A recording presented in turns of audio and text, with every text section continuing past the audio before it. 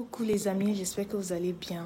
Moi, je viens un peu en urgence parce que j'ai autre chose à faire. Mais il fallait que je fasse la vidéo aussi parce que en faisant la vidéo aussi de façon rapide, je peux sauver 1 ou 3 vies, n'est-ce pas? Et vous aussi, vous devez partager. Pourquoi je fais ça? Parce que c'est une urgence sanitaire qu'on a constatée au niveau de notre très cher pays, le Cameroun. À la zone d'Ayos, à la région du centre et tout proche de la zone de l'Est. C'est quoi? On parlait de la variole du singe. La variole du singe, c'est une maladie infectieuse qui est très contagieuse. Elle se transmet du singe à l'être humain et de l'être humain à l'être humain, donc ça devient interpersonnel.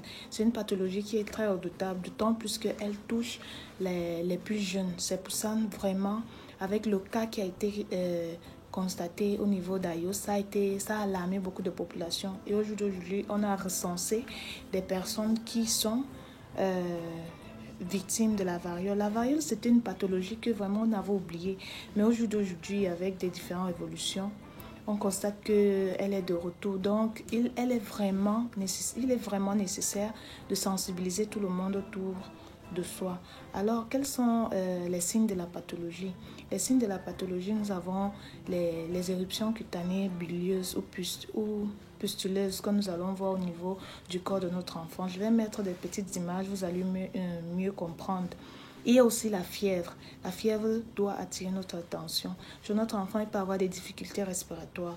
Il peut avoir des adénopathies que vous appelez communément ou couramment des ganglions. Vous voyez, non, vous pouvez avoir ça chez l'enfant parce que on sait que c'est un processus infectieux qui est... L'organisme est en train de se défendre contre un virus.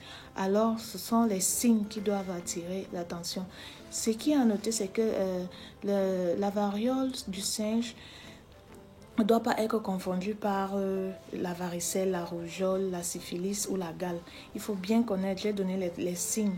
Donc, j'ai donné les éruptions cutanées, j'ai donné la fièvre, j'ai donné la adénopathie, j'ai donné les difficultés respiratoires. Donc, on a constaté qu'il n'y a pas de traitement particulier à cette pathologie. La prise en charge, elle est symptomatique. Donc, c'est pourquoi je viens faire cette vidéo de façon rapide et bref pour que vous puissiez partager et sensibiliser vos proches, vos amis ou des familles. Comprenez un peu, nous tous, nous sommes responsables de tout un chacun. Alors, au niveau de la prévention, premièrement, on avait laissé de vacciner ou on avait déjà oublié de vacciner les animaux, surtout les singes. Donc, la première chose qu'on recommande, c'est la vaccination de ces animaux-là et aussi d'éviter d'être en contact pour l'être humain. Ça, c'est le côté de l'être humain. Éviter d'être en contact avec des animaux qui sont morts, de mort inexpliquée. Et si la mort de l'animal est naturelle, prendre des mesures vraiment d'hygiène,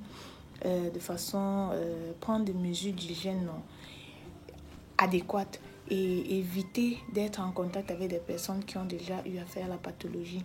Au niveau de la transmission, j'ai oublié quelque chose. Elle se transmet par toutes sécrétions. Les sécrétions, les larmes, la salive, les sécrétions vaginales, la sueur, l'écoulement nasal, dont généralement que vous appelez la morve.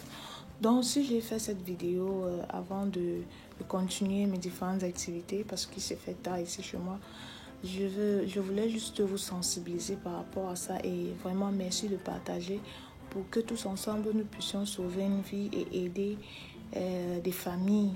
On comprend. C'est vraiment une urgence sanitaire. C'est pas parce que ça a touché une personne que ça peut pas vous arriver à vous ou à un proche de votre famille. Je vous souhaite une bonne soirée. Bye bye. Que Dieu vous protège. Ciao.